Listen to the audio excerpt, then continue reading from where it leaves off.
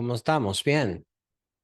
El día de hoy vamos a estar conversando acerca de las diferentes traducciones, o mejor dicho, el énfasis o el objetivo número uno de la clase de hoy es instarlos a que lean otras traducciones. Digamos, en términos general, a mí me gusta mucho la Reina Valera y yo, en mi Biblia Reina Valera, yo predico con Reina Valera.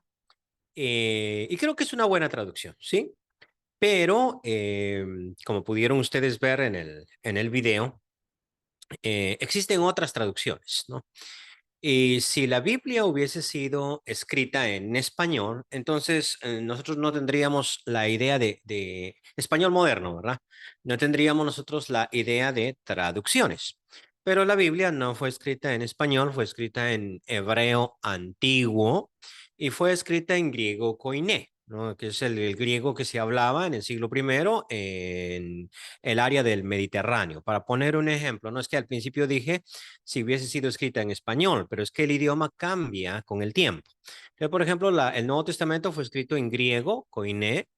Hoy en día, en el país que se llama Grecia, también en Chipre, hablan griego, pero la gente que habla griego en Grecia y en Chipre no entiende el griego koiné con que fue escrito el Nuevo Testamento. De hecho, de otra manera, las iglesias en Grecia tienen una traducción del griego koiné al griego moderno, por decirlo así, porque ellos no pueden leer la Biblia en el griego antiguo. Entonces, la Biblia fue escrita en hebreo y en griego. Muy bien. A la hora de que se hace una traducción, las traducciones pueden ser muy buenas, pueden ser malas, pueden ser muy malas. Las traducciones son así, ¿no?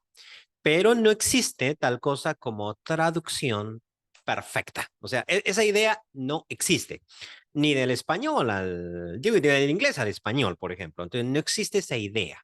Entonces, como no existe una traducción perfecta, o sea, quedamos con ese punto, ¿no?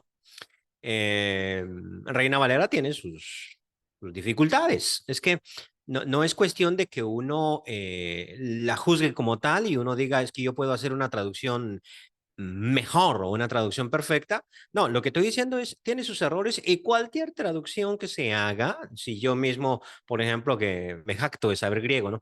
Me pongo a hacer una traducción del Nuevo Testamento al español, esa traducción va a tener errores, va a tener errores.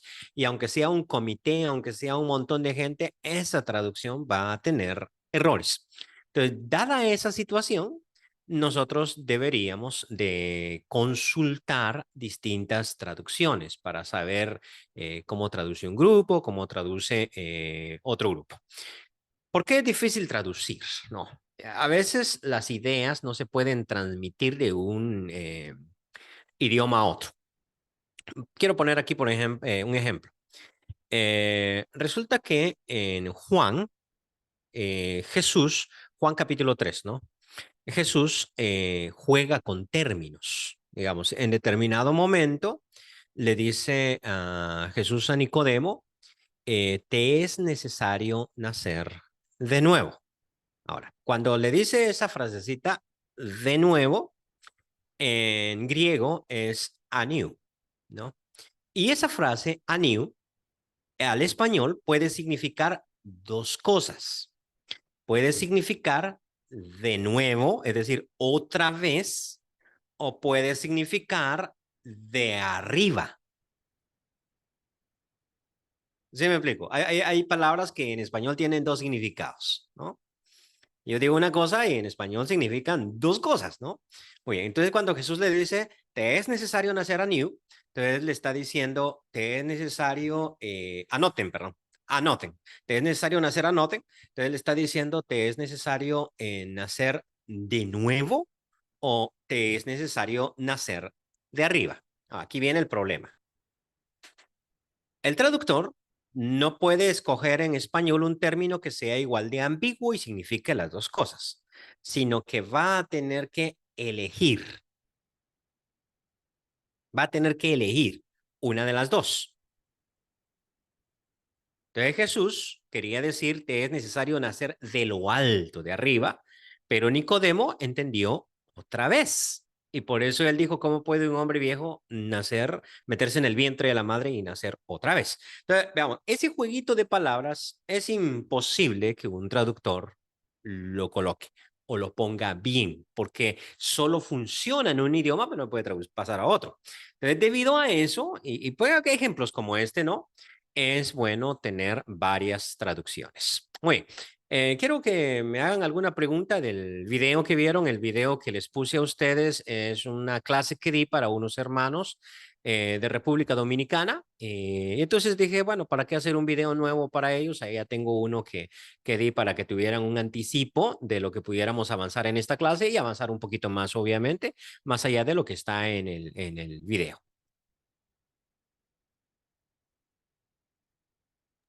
Buenas ¿Tienen noches, alguna hermano. pregunta? Mande, Bueno, buenas noches. hermano Moisés. Tengo una pregunta, hermano. Aparte, usted mencionó en el video de que de hecho el español fue mucho más antes que otras traducciones. Lo que le quería preguntar es de que cuáles fueron las primeras traducciones del lenguaje moderno que podemos encontrar hoy. Ok, mire, realmente traducciones al lenguaje moderno no sería tan propio decirlo. Déjeme explicarle. El español, como tal, es un latín. O sea, en España se hablaba latín. ¿Ya? Entonces, con el tiempo, el latín de España va cambiando, va cambiando, va cambiando, y de repente nosotros ya no hablamos latín, sino hablamos español, porque el idioma evoluciona del latín al español. Bueno, ahora, ¿cuándo surge el español? ¿En qué momento surge? O en qué momento podemos decir, aquí ya no se habla latín, aquí se habla español? Entonces muchos han puesto más o menos así como una fecha tentativa, ¿no? El 1200 y se cree que el primer documento en español que fue escrito es el Cantar del Mío Cid. No sé si algunos de ustedes lo han leído, lo leyeron en literatura, ¿no? El Cid Campeador, ¿no? El Cantar del Mío Cid. Si usted busca en internet el Cantar del Mío Cid, pero el original, no una traducción que le van a hacer al español moderno, usted no va a entender, o bueno, va a entender muy poco. No es que no va a entender nada, sí va a entender, pero va a entender muy poco. O sea, ese español es muy distinto a lo que nosotros hablamos hoy en día. Entonces, pero ya se puede hablar de español. Desde que ya se puede hablar de español, entonces se empiezan a hacer distintas traducciones al español de la Biblia. Tal vez a ustedes les han dicho que la Biblia, que la Iglesia católica de la Edad Media perseguía las traducciones y no quería que la Biblia fuera traducida. Eso es mentira, ¿sí? La Iglesia Católica siempre estuvo interesada en que la gente pobre y humilde de los diferentes pueblos conociera las escrituras. Eso sucedió en la antigüedad.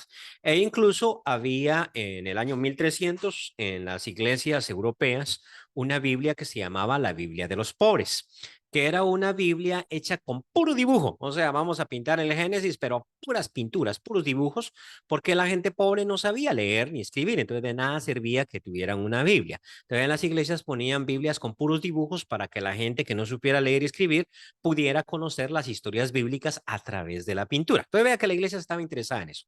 Entonces empiezan a hacer traducciones. De estas traducciones antiguas, antes de la Reina Valera, es muy famosa la traducción de Alfonso XII, perdón, el sabio. Eh, esa traducción de Alfonso es un poquito difícil conseguirla, no la tenemos porque es un español, una vez más, antiguo. Entonces, de nada nos serviría a nosotros tenerla porque no la entenderíamos. Ahora, esas traducciones que se hicieron antes de la Biblia del Oso, que es la de Casiodoro de Reina en el 1559, antes de esa traducción, había muchas traducciones de la Biblia al español, pero no eran muy buenas por varias razones. Aquí estamos hablando más o menos de unas 15 o 16 traducciones. No eran muy buenas porque no eran traducciones de los idiomas originales, o sea, no era traducción del hebreo, del griego al español, sino que eran traducciones de latín al español, porque la Biblia estaba en latín, se llamaba Vulgata Latina, ¿no? La traducción oficial de la Iglesia Católica. Entonces, lo que se traducía era de latín al español. Y número dos, había pocas, la de Alfonso era completa, pero había muchas otras que no eran completas, sino eran nada más partes de la Biblia, ¿ya? Que se traducían al español. Entonces, la Biblia del Oso, la que traduce Casiodoro de Reina, va a ser superior a las traducciones anteriores. ¿Por qué esa Biblia va a ser superior? Número uno, es una traducción completa de la Biblia. Y para, si me pueden, quieren hacer la pregunta posterior, también tenía los libros que nosotros llamamos apócrifos o deuterocanónicos, ¿no? Como Sabiduría, Tobías, esos libros que tiene la Biblia católica. También los tenía. Es una Biblia completa. Y la segunda es que Casiodoro de Reina era un erudito tanto en hebreo como en griego, y esa Biblia fue traducida de los idiomas originales. Entonces, ahí viene como superior. Esa Biblia que se llama la Biblia del Oso, que se tradujo en el 1559, como les digo, eh, no tuvo la aceptación de Juan Calvino. Así es de que para que tuviera la aceptación de Juan Calvino y el movimiento protestante se necesitó hacer una revisión ya en el 1600 por Cipriano de Valera. Esa primera Reina Valera usted la puede tener, la puede conseguir en internet o la puede comprar, ¿va? En su original. Una vez más, hay traducciones de ella, pero en su original usted se la puede conseguir.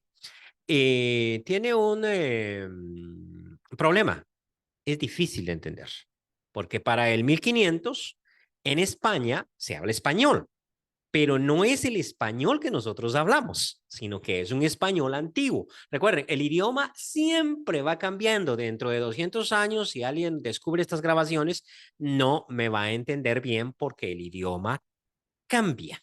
Entonces, debido a que cambió el idioma, es que tenemos las revisiones y usted tiene una 1960. Entonces, esa 1960 no es una traducción nueva, sino es la misma traducción vieja que se ha puesto con un español más bonito y más fluido, más moderno. Entonces, por ejemplo, si usted me dice cuáles son las otras traducciones al español moderno, bueno, al español moderno estaríamos hablando del español de este siglo, porque el español al que fue traducido es el español antiguo. No sé si me estoy explicando. El español sí es una lengua moderna, pero que también tiene su tiempo antiguo, ¿sí?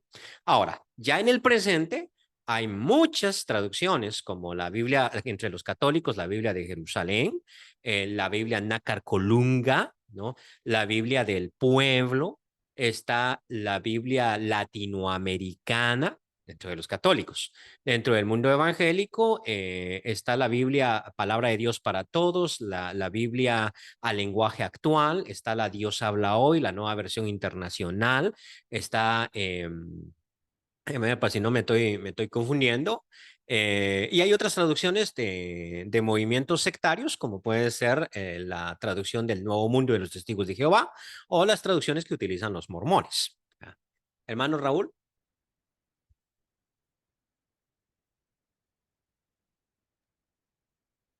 Hermano Selvin, usted dice en el video que la Vulgata Latina se utilizó cerca de 1000 años, ¿verdad? Así entendí. Ajá. Eh, eh, pero entonces, y ella se divulgó en el 1200, 1300, o sea que más o menos arrancó del 200, 300 más o menos para acá, sumando los 1000 años, más o menos, ¿eh? Años más, años menos. ¿Cómo fue lo del Viejo Testamento y lo del Nuevo Testamento? ¿Ya la Vulgata Latina recogía todos los libros del Nuevo Testamento o solo los recogía parcialmente? Sí, mire, la Vulgata Latina la tradujo un señor que se llama Jerónimo. ¿Eh? Uno fácil puede encontrar esa fecha exacta, ¿no? Si la busca en internet. Pero Jerónimo vivió después del Concilio de Nicea. Entonces, estamos hablando del 380, 390, ¿no? Por ese tiempo vivió Jerónimo. Entonces, más o menos al 380, aunque podría yo ahorita buscarla, la verdad es que, permita. La verdad es que como historiador me cuesta recordar todas las fechas exactas, ¿no? Pero a veces es mejor darla. Fecha de publicación, le voy a poner aquí en Google que sabe todo, de publicación de la Vulgata Latina. Y me dice, me dice Google que fue en el 382. Dije 380, 390. Fíjese. Entonces me dice que fue en el 382 después de Cristo. Muy bien. No fue la primera traducción al latín. Existen traducciones antes de la Vulgata Latina. A esas traducciones se le llama, cuando se encuentran los manuscritos, se le agrupan todas porque no es una traducción, sino son muchas traducciones chiquititas que hacían de romanos, de gálatas a latín. A esas traducciones se les llama en crítica textual la Vetus Latina. ¿Ya? O sea, a toda traducción rara, Vetus Latina. Y entonces ya habían, solo que algunas eran de buena calidad, otras de mala calidad. Entonces, en ese tiempo se le encargó a Erasmo, digo, perdón, estoy mal, a Jerónimo, se le encargó la traducción de la Biblia al latín, porque el hombre habla latín, pero también habla griego y también habla hebreo, es un erudito. Se le encarga esa traducción. Muy bien, para unificar. Y él no la escribió en un latín elegante, sino la escribió en el latín del pueblo. Pueblo se dice vulgos, ¿no? Entonces, vulgata quiere decir vulgar, o sea, está traducido al latín vulgar, al de la gente, pues, al nicaragüense que se habla ahí en el mercado, o sea, sí. Entonces, así, a ese idioma, del 382. El tiempo pasa y todo el mundo habla latín. Se habla latín en Roma, se habla latín en España, en Francia, en Inglaterra. Todos esos lugares se habla latín. Pero con el tiempo, el idioma va cambiando, la traducción no. Entonces, hay un momento donde Jerónimo hace la traducción para la gente común y corriente. ¿Ya? Pero hay otro momento en que la gente común y corriente ya no entiende eso porque el idioma cambia. Es decir, que esto lo estoy repitiendo tanto y la gente no me la cree, ¿no? El idioma cambia. O sea, por eso es que tenemos tantas traducciones de Reina Valera. ¿Por qué tenemos Reina Valera 60? ¿Por qué tenemos contemporánea? ¿Y por qué vamos a tener otras? No es porque ellos estén descubriendo que está mal traducido, eso es cuento. Ellos, lo que pasa es que el idioma va cambiando y las traducciones tienen que ir cambiando junto con el idioma.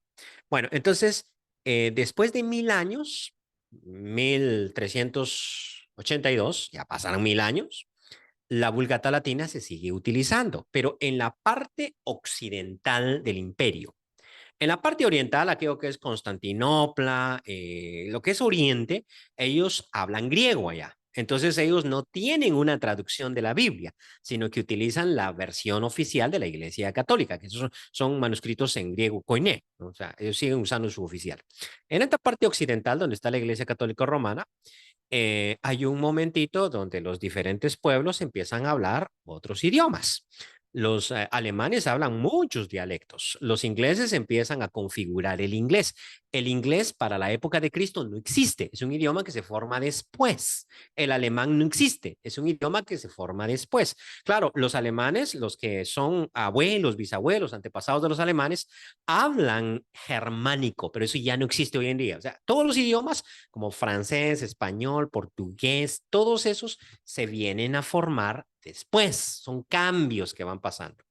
Entonces, poquito antes de la reforma, en el año 1400, 1300, 1400, empiezan a ver, después de 1000 años que la Vulgata ha estado en, ¿cómo se llama este? En vigencia, empiezan a haber personas que dicen, ¿por qué no tenemos Biblias en los idiomas de la gente? ¿Por qué no tenemos traducciones al idioma del pueblo?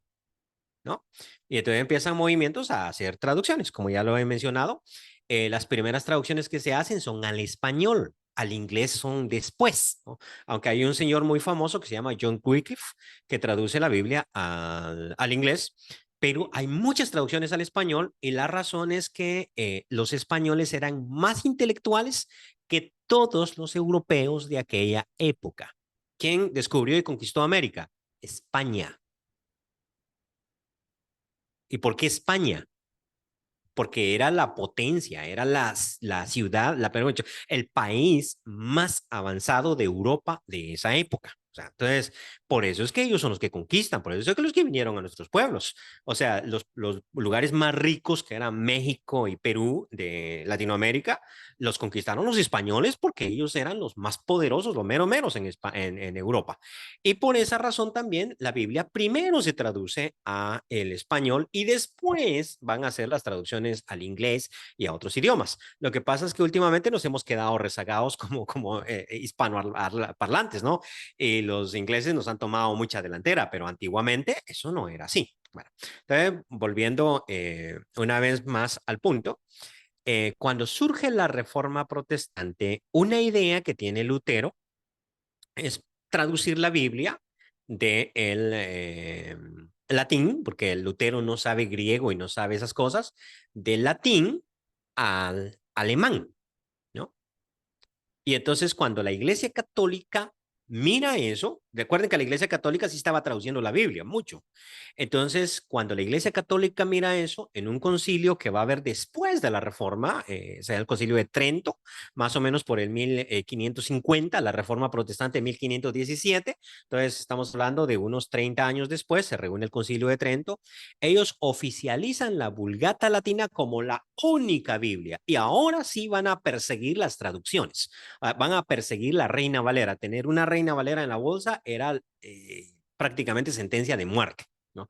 Porque ellos oficializan. Pero quiero que noten que es un momento en la historia en que la Iglesia Católica persigue las traducciones, pero eso no pasaba antes. O sea, no pasaba antes de la Reforma, ¿sí?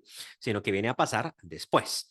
Y la Vulgata Latina se queda en la Iglesia Católica prácticamente hasta un poquito antes del Concilio Vaticano II. Es decir, era la Biblia oficial y todavía los abuelitos cuentan que cuando ellos iban a misa no entendían nada porque toda la misa se daba en latín. Es hasta después del Concilio Vaticano II, eso es reciente, en que la Iglesia Católica empezó a decir, ¿sabes qué? Tengamos la misa en los idiomas de la gente, en español, por ejemplo, y al tener la misa en español, entonces necesitan traducciones en español y empiezan a traducir la Biblia al español y a otros idiomas, ¿no? Más o menos le estoy resumiendo la historia así larga. Así bien rapidita, pero ahí hay muchos detalles, realmente que a uno se le pueden escapar. Muy bien. No sé si le pusieron atención a toda esa teoría de los manuscritos, que es algo tremendo. O sea, que uno dice, oíme, ¿y en el original cómo dice? No, es que no hay original. Es que el original se nos perdió. ¿Ah? Y a veces los predicadores no quieren confesar eso, no les gusta. Dicen, no, es que no digas eso porque entonces eso le rebaja prestigio a la Biblia. La verdad sobre todo, el original no existe. Lo que existen son copias. Y todas esas copias, que son como 5,000 copias, que uno se vuelve loco mirando esas cosas, los eruditos, para facilitar el trabajo, los han dividido en diferentes familias. Es decir, vamos a agruparlos en familias para que sea más fácil la toma de decisión. Entonces, han agrupado todos esos manuscritos sí, en 4 familias, ¿no? En 4 familias para que sea más fácil tomar alguna determinación en cuanto a eso. La que tiene más manuscritos, más que cualquier otra, ¿no? Más manuscritos, es la familia que maneja los manuscritos que siguió la Iglesia Ortodoxa griega. Miren, cuando la Iglesia inició, en el siglo I, esa iglesia hablaba griego, ¿se acuerdan? Todo el Nuevo Testamento escribió en griego. La iglesia siempre estuvo en griego. Pero cuando se evangelizó el mundo latino, la parte occidental del Imperio Romano, entonces había 2 grandes iglesias. Una que hablaba latín, que estaba en Roma, Francia, España, Inglaterra, Y había una que hablaba griego, la que estaba en todos los países que hablaban griego en esa época, que Constantinopla, Siria, Egipto, Tierra Santa, toda esa región hablaba griego. En el año 1054, la iglesia se parte en dos y se forma la iglesia católico romana con su sede en Roma, ahí donde está el Papa, y la iglesia ortodoxa griega con su sede en Constantinopla. Pues esa ortodoxa griega siguió utilizando las mismas copias del Nuevo Testamento, ¿no? Y entonces hacía manuscritos y manuscritos y manuscritos, ¿no? A toda esa familia de manuscritos que creó esa gran iglesia católica se le llaman los manuscritos bizantinos o la familia bizantina. ¿Por qué se le llama bizantina? Porque Constantinopla, la gran ciudad donde estaba esa iglesia, o el centro de esa iglesia, se fundó en donde antes había un pueblito que se llamaba Bizancio, ¿no? Y entonces, como ahí se llamaba Bizancio, a eso se le llamó el Imperio Bizantino, ¿no? Y a los manuscritos que proceden de esa cultura se le va a llamar la familia bizantina. Cuando yo no recuerdo exactamente si en el video les conté de Erasmo de Rotterdam, que fue el primero que hizo el Nuevo Testamento en griego, ¿no? Y que de ahí sale el Textus Receptus. Pues la gran cantidad de manuscritos que le llegaron a su mano y que nos han llegado hasta hoy en día a nosotros en muy buen estado, vienen de la familia bizantina. De allí se forma lo que nosotros llamamos el Textus Receptus. Entonces, cuando usted tiene una Reina Valera, esa Reina Valera viene de todos esos manuscritos bizantinos que son los que se utilizan para la traducción de la Reina Valera en las Sociedades Bíblicas Unidas. Con el tiempo, se fueron descubriendo manuscritos de gran valor antiguo. ¿Qué problema tiene la familia bizantina? Que como esos manuscritos se utilizaban en el contexto del culto de la iglesia, entonces son manuscritos muy elegantes. ¿Cuál es el problema? El problema es que tal vez el texto original decía simplemente Jesús, que si confesares con tu boca que Jesús, Jesús. Pero cuando los sacerdotes ortodoxos hablaban en sus homilías, en sus discursos, a ellos no les gustaba decir Jesús, sino les gustaba decir nuestro Señor Jesucristo. Sí me entiende, como más respeto, ¿no? Y muchas de esas frases se metieron dentro de los manuscritos, dentro de los manuscritos. Había una práctica muy común en la iglesia que era el ayuno. El ayuno siempre fue muy común en la iglesia católica, muy común siempre. Y ellos hacían ayuno prácticamente por todo. Es más, cuando alguien se iba a bautizar, ellos hacían 3 días de ayuno y luego hacían un exorcismo. Hay que sacarle primero los demonios a la persona antes de bautizar. Entonces, debido a todas esas costumbres, ellos meten el tema del ayuno. Entonces, hay un pasaje, por ejemplo, en el Nuevo Testamento, aparece en Mateo 17, por ejemplo, en donde, si ustedes recuerdan, los discípulos están sacando un demonio cuando Jesús baja del monte de la transfiguración y no lo logran sacar. Y cuando Jesús llega, lo saca, ¿no? Y luego le preguntan así en privado, Señor, ¿por qué no pudimos sacarlo? Entonces Jesús les contesta, porque este género no puede ser sacado sino con oración, ¿no? Pero como la iglesia lleva practicando el ayuno por mucho tiempo, entonces se agrega en esos manuscritos y ayuno. Este género no puede salir sino con oración y ayuno. Pues bien, con el tiempo y en el siglo más o menos XIX, se fueron descubriendo manuscritos que tenían un gran valor textual y que eran mucho más sencillos que toda esta escuela bizantina, ¿no? A esta serie de manuscritos de muy buen valor, al que pertenecen los famosos códices del Vaticano, del Sinaítico, del Alejandrino, se le llamó la escuela alejandrina o la familia alejandrina. No me pregunten por qué el nombre tan raro, porque no, pues no sé, simplemente así se le llamó, ¿no? La familia alejandrina. Y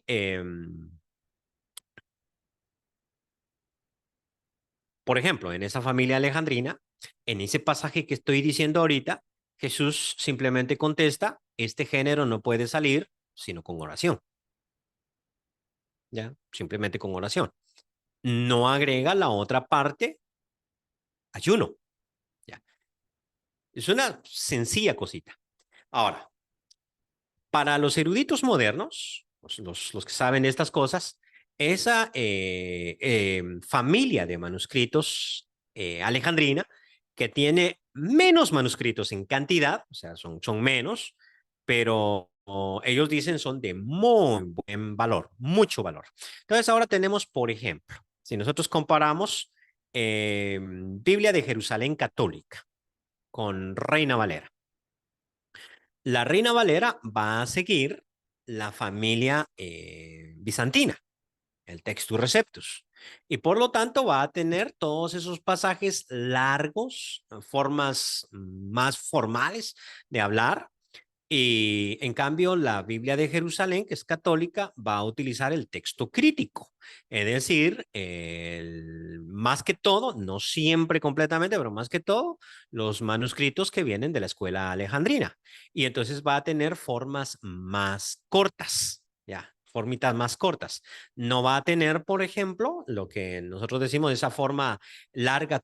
Y por eso, si usted revisa Nueva Versión Internacional, que también sigue el texto crítico, si usted revisa ese pasaje, va a ver que ahí simplemente dice, Jesús le contestó a sus discípulos, este género no sale sino con oración. No agrega la palabra ayuno. Veamos otro texto. Juan 5:7. Ahí dice, y tres son los que dan testimonio en el cielo, el Padre, el Hijo y el Espíritu Santo. Y estos tres son uno. Muy bien. Ese pasaje no está en la gran mayoría de textos griegos. No existe. Solamente hay 3 manuscritos que lo tienen. Y datan esos manuscritos del siglo XVI, en la época en que Erasmo está haciendo su Nuevo Testamento. Lo más probable es que no haya sido parte del original, o sea, no fue parte del original. Pero cuando usted abre Reina Valera, usted encuentra ese versículo, a pesar de que todos los eruditos saben que no era parte del texto original. O sea, lo saben. Sin embargo, lo ponen porque es parte de la traducción. Si usted agarra una nueva versión internacional, no tiene ese pasaje, porque ese pasaje fue añadido posteriormente. Entonces, para que vean, entonces, por eso es que es bueno tener varias traducciones. Ahora, mire, yo no le estoy diciendo, ¿sabe qué? Deje la Reina Valera y cómprese una nueva versión internacional y lea de aquí en adelante esa. Yo no le estoy diciendo eso, porque la nueva versión internacional también va a tener sus problemas de traducción, ya, también los va a tener. Es una Biblia altamente evangélica y entonces va a tener su inclinación. Entonces uno para ser más neutral debe tener las diferentes traducciones que uno pueda adquirir para leer la Biblia en diferentes traducciones y así tener una idea más amplia de lo que el texto está diciendo y no quedarse con un solo traductor, porque todas las traducciones van a tener defectos. Sé que el tema es bien complicado. Cuando, por ejemplo, yo hablo de teoría de manuscritos, a veces eso no se me entiende mucho.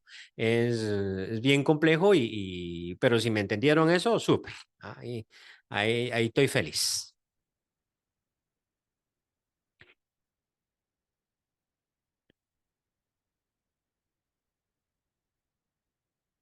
Bien.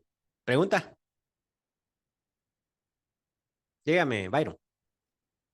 Hermano, solo mencionó dos familias de los manuscritos y dijo que eran cuatro.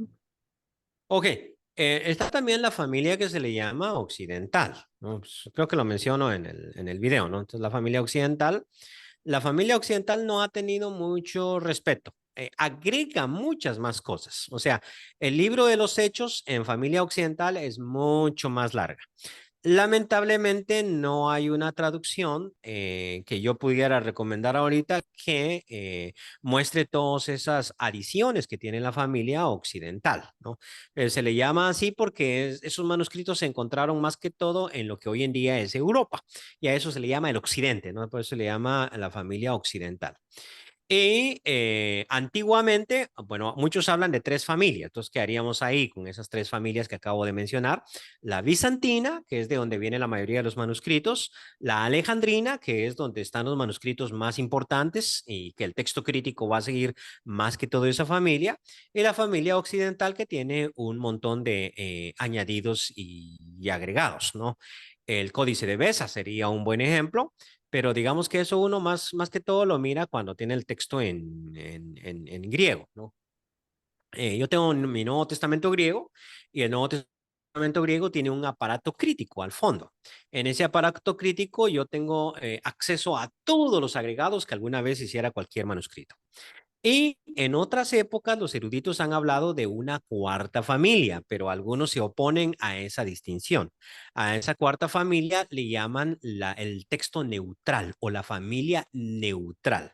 Pero muchos eruditos dicen no existe tal cosa como texto neutral.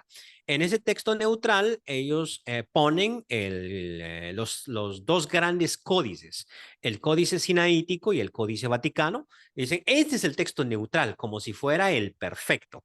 Pero actualmente los eruditos tratan de decir, no, mira, no existe texto neutral. Esos también pertenecen a la familia alejandrina. Entonces, podemos hablar de tres, podemos hablar de cuatro familias, ¿no? Entonces, no había mencionado el texto neutral, que es una teoría, y no había mencionado el texto occidental o la familia occidental, que ya mencioné, que hace muchos agregados al texto bíblico, sobre todo en el libro de los Hechos. Muy bien.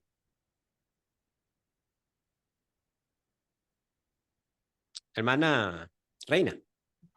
Solo una curiosidad, hermano, me corrige. Sí.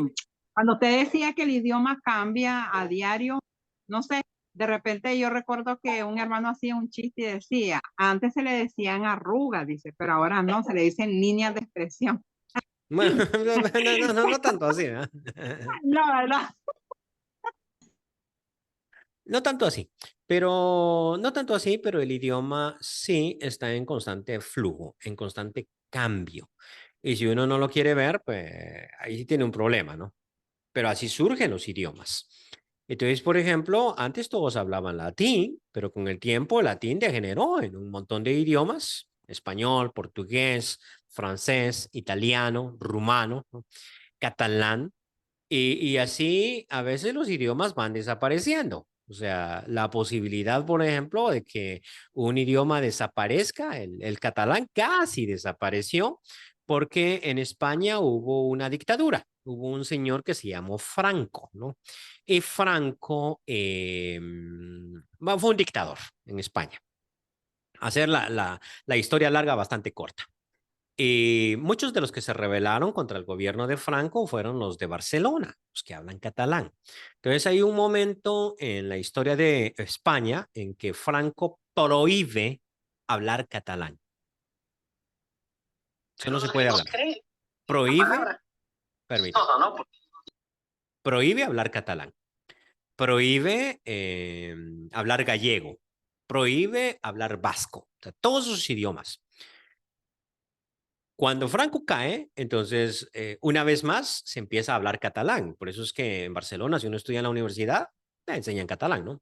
O le hablan, le dan clases en catalán. Pero entonces hay un momento en que resurgen esos idiomas. Pero ¿qué hubiera pasado si la dictadura de Franco hubiera tardado 200 años o 100 años? Todos estos idiomas, como el catalán, como ¿cómo se llama este? El vasco, hubieran desaparecido, ¿no? Entonces, a veces sucede eso, ¿verdad? Que un idioma domina a otro, un pueblo domina a otro, y los idiomas se extinguen, simplemente se acaban o se españolizan también. También sucede eso otro, ¿verdad? Que un idioma domina tanto a otro que al final el idioma original cambian con el tiempo. Esto es como en los idiomas guatemaltecos, cuando yo escucho a mis paisanos hablar, su idioma ya no es puro, sino que tiene muchas palabras en español. Entonces yo entiendo algunas partes, palabras en español, porque el idioma va sufriendo la influencia de otro. Y cuando nosotros hablamos español, tenemos mucha influencia del inglés. Nosotros decimos, por ejemplo, misil, porque ellos le llamaron misil. Decimos cassette, CD, decimos refrigerador, que eso, así se llama eso en inglés, decimos televisión, porque así le llamaron ellos inventaron eso. Hay mucho influjo y con el tiempo un idioma absorbe a otro. Esas cuestiones suceden mucho. Bueno, pero entonces está en constante cambio y debido a eso es que la Biblia queda desactualizada, si no todos hablaríamos o todos utilizaríamos el idioma original, pero eso no se puede. Muy bien. Convencidos de que es importante o necesario utilizar diferentes traducciones para poder interpretar mejor la Biblia, a veces también uno cree que sabe español.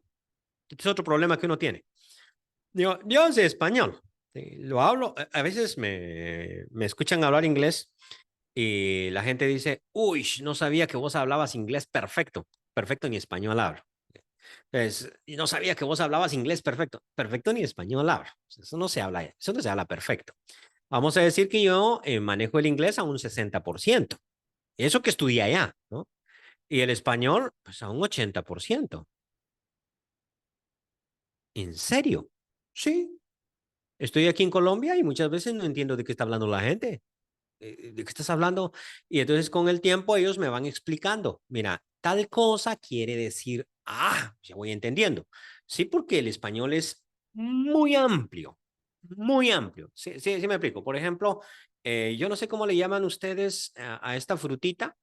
Eh, ¿Pataste le dicen? Es una frutita que se come. En Honduras le llaman pataste. En México le dicen chayote. En Guatemala le dicen whisky. Aquí en Colombia le dicen papa sidra, Aquí chayote en Nicaragua. chayote. Bueno, entonces ustedes le dicen chayote. Muy bien. O chaya también le dicen, chaya o chayote. Chaya o chayote, muy rico en sopa de res. Perfecto. Whisky le decimos en Guatemala. Entonces usted va a Guatemala y usted pregunta, ¿cuánto vale el chayote? No va a entender. Entonces tiene que pedir whiskyles.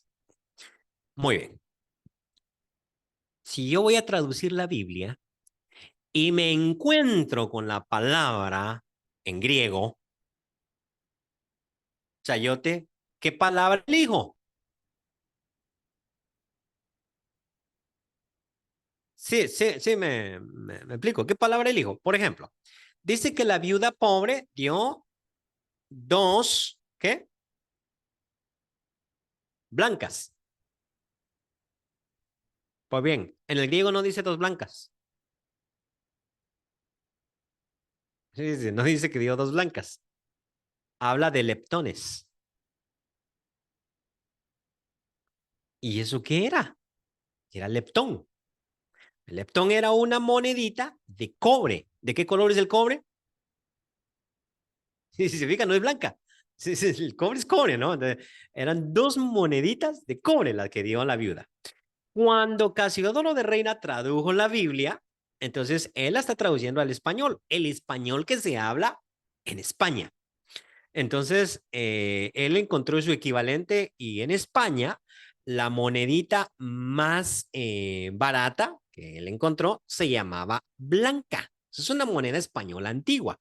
Entonces dijo, bueno, entonces tradujo él la palabra leptón, que es la palabra que aparece en griego, a la palabra española blanca, que era una monedita. Entonces todo el mundo entendía. Cuando la viuda entregó dos blancas, todos entendían qué quería decir, porque todos conocían las blancas. Las utilizaban mucho en el cambio, ¿no? Las moneditas blancas. Entonces, ok, pero cuando ya el imperio español crece por todo Latinoamérica, todos saben que son blancas, porque en ese tiempo se usaba el peso español y el peso se dividía en 8 reales. Y de ahí viene también que ustedes le llaman reales al dinero, ¿no? No traigo reales. Entonces, el peso, y por eso los mexicanos quedaron con el peso, ¿no? Entonces aquí dice, mira, no tengo pesos, tenés pesos, ¿no? Pero luego el peso se divide en reales, entonces los nicaragüenses eran más pobres, entonces ellos hablaban de reales, no de pesos, ¿no? Entonces, los reales ya se dividían en blancas, ¿no? Y en todo el imperio español se usaba eso. Pero cuando los países se independizaron, con el tiempo cada uno empezó a utilizar su propia moneda, ¿no? Entonces, utilizaron en español en Guatemala los quetzales y en Nicaragua los córdobas. Entonces, Y los córdobas ya no tienen blancas, sino que se dividían en centavos. Sus abuelitos vieron los centavos. Ustedes ya no saben ni qué es centavo porque el Córdoba se ha devaluado tanto que ya no hay centavos, ¿no? Pero antiguamente había centavos. Listo. Cuando la Biblia dice entonces que echó dos blancas, para que vean, uno interpreta y uno dice, bueno, esos eran monedas de bajo valor. Ya, uno interpreta. Pero ya si yo soy un traductor y lo voy a poner en términos concretos, tengo un problema, porque traduzco para el idioma de España, al idioma de Guatemala. ¿Qué digo que echó? ¿Un tostón? ¿Qué digo que echó? ¿Dos córdobas? ¿O digo que fue un quetzal? ¿O digo que fueron dos lempiras? ¿O digo que fue... ¿Qué? Entonces, si ustedes ven, cuando yo elijo, dejo a todo un pueblo fuera. Me explico. Entonces, muchas veces cuando ya uno tiene su idiosincrasia, uno lee la Biblia y la Biblia lo deja a uno perdido porque uno mismo no entiende el español. Por eso también es importante tener varias traducciones, porque lo que una traducción no lo logré entender, o sea, no logré entender la traducción porque hablaba un español que no es el mío, otra traducción sí me va a servir. ¿Ya? Y ahorita estoy hablando con palabritas, ¿no? Hay modismos más profundos que a veces uno no entiende, ¿sí? Por ejemplo, nosotros decimos en Latinoamérica,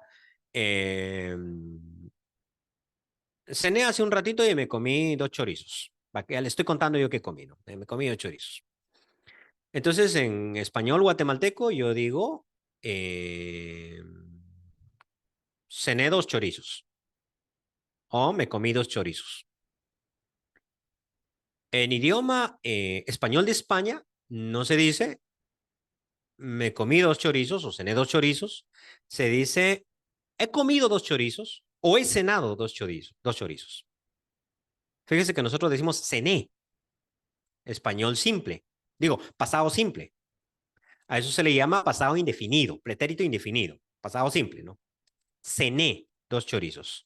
Pero ellos dicen, he cenado dos chorizos. Y usted dice, pero ¿por qué dicen así? ¿Y qué implicación tiene? Esto tiene implicación exegética. Lo que pasa con Reina Valera es que fue escrito para un pueblo español de España. Y muchas veces utiliza esas formas. He dicho, por ejemplo, cuando Saúl llegó, David hubo salido. Espérate. ¿Y eso qué es? Eso se llama un pretérito anterior. Hubo salido. Nosotros nunca lo utilizamos en Latinoamérica. Jamás utilizamos eso. Cuando Saúl llegó, David hubo salido. Nunca. Tradúzcalo a un latinoamericano. Cuando Saúl llegó, David recién se había ido. Ah, ese hubo significa reciente.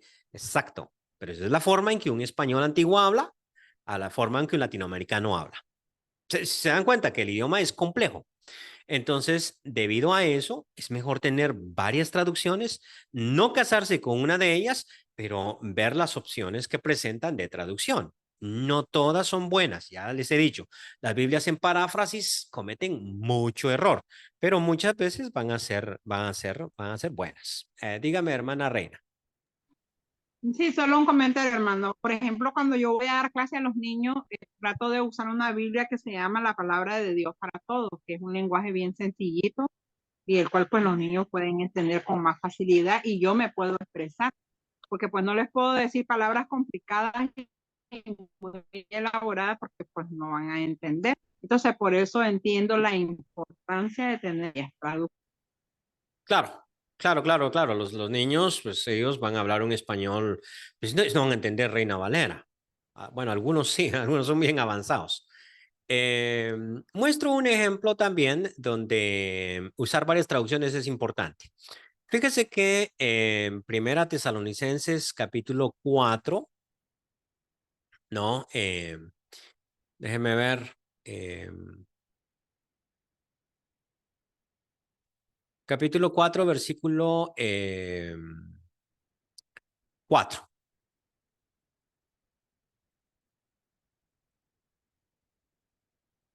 Dice,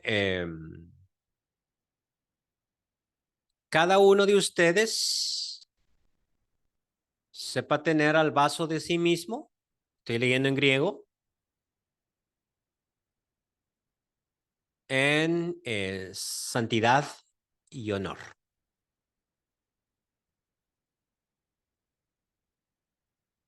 ¿Sí se fijó cómo leí? Vaso. La palabra griega es skeus, que significa vaso o jarrón. ¿Qué quiso decir Pablo ahí? Cada uno de ustedes sepa tener su propio vaso. Si yo soy un traductor, no puedo dejar eso así porque mi gente no me va a entender. Entonces, miren cómo eligieron. Reina Valera no traduce vaso, sino traduce esposa. Cada uno de ustedes sepa tener a su propia esposa en santidad y honor. ¿Sí me explico? Tomaron una decisión, no como los gentiles que no conocen a Dios. A partir de ahí, entonces empieza a hablar de una ética sexual. ¿Qué es lo que es correcto hacer en el matrimonio? ¿Qué no es correcto? No me voy a meter a ese tema. No me metieron a ese tema. Estoy planteando la situación. Pero quiero que vean que ahí viene de una palabrita. Entonces, mira, si tú estás abrazando mucho a tu mujer, tú no la tienes en santidad y honor. Si tú le dices, acuéstate o que ponte bien sexy, no la tienes en santidad y honor. Porque están basándose en una palabrita de una traducción de Reina Valera. Si usted lee la nueva versión internacional, y si la tiene ahí, pues capta lo que le estoy diciendo.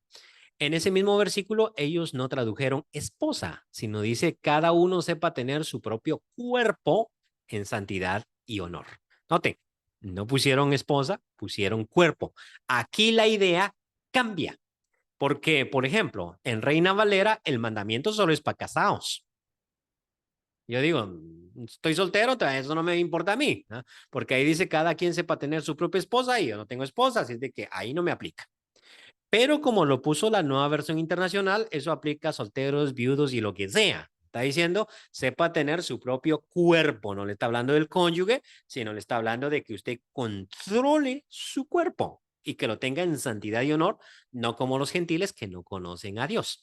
Noten ustedes cómo estas dos traducciones me llevaron mi interpretación bíblica por caminos diferentes y las dos están interpretando, porque en el griego no dice ni cuerpo, ni tampoco dice esposa, dice literal vaso.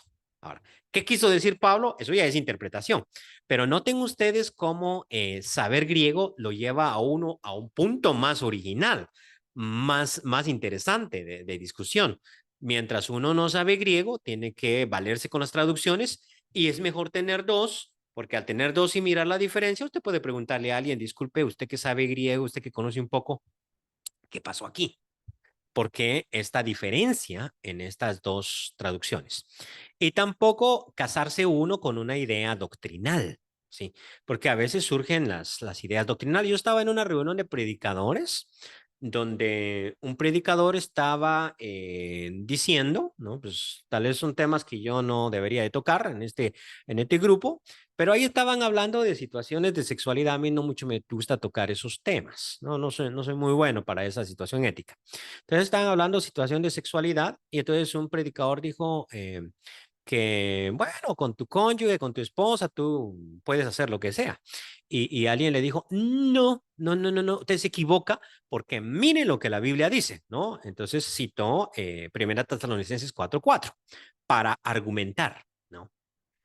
Un egresado del Instituto Baxter del tiempo antiguo. Utilizó ese versículo. Lo que él no sabía es que lo que estaba utilizando era una mal traducción del texto y no el texto en sí. Ya, yo no me voy a meter a su punto ni voy a decir que su conclusión era equivocada porque ese no es el punto.